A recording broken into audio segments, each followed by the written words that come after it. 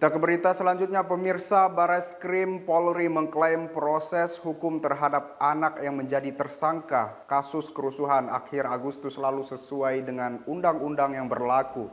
Sebanyak 255 anak berhadapan dengan hukum karena diduga terlibat kerusuhan pada akhir Agustus lalu. Sebanyak 295 anak diduga terlibat dalam aksi kerusuhan yang terjadi pada akhir Agustus lalu. Saat ini, polisi telah menetapkan ratusan anak tersebut sebagai tersangka.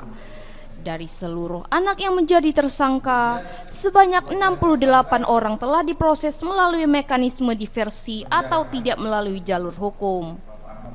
Sementara 56 anak kasusnya sudah dilimpahkan ke Kejaksaan Penuntut Umum dan 6 berkasnya sudah P21 dan sudah dinyatakan lengkap.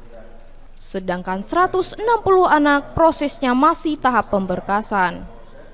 Bareskrim Polri, Komjen Pol Syahriantono memastikan penanganan anak yang berhadapan dengan hukum harus memenuhi hak-hak anak sesuai dengan sistem peradilan anak. Seluruh jajaran kewilayahan Polda dalam menangani anak terlibat dalam aksi kerusuhan telah mempedomani ketentuan sesuai Undang-Undang Nomor 11 Tahun 2012 tentang Sistem Peradilan Pidana Anak. Sementara itu, Komisi Pelindungan Anak Indonesia, KPAI, serta Komisi Kepolisian Nasional, Kompolnas mendukung penegakan hukum pada pelaku kerusuhan akhir Agustus lalu.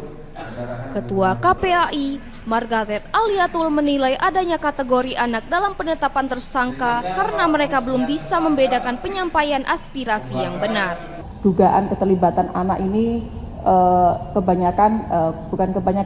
sebagian karena solidaritas antar teman, ajakan dari senior, ajakan dari alumni, termasuk provokasi dari media sosial, termasuk juga ada dugaan mobilisasi.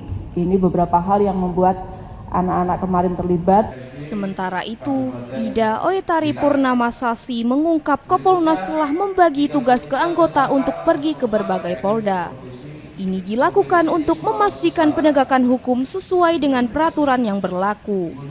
Hampir semua polda yang kami datangi dan kami cek sendiri ke lapangan bahwa kami yakinkan kepada para penyidik untuk tetap memperdomani ini, sehingga ada beberapa dari mereka yang tidak dilakukan penahanan maupun dengan alasan yang sudah disampaikan, maupun yang harus dilakukan penahanan karena memang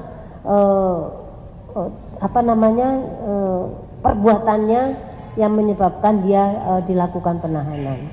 Faisal Fazri, Jawa Post TV, memberitakan.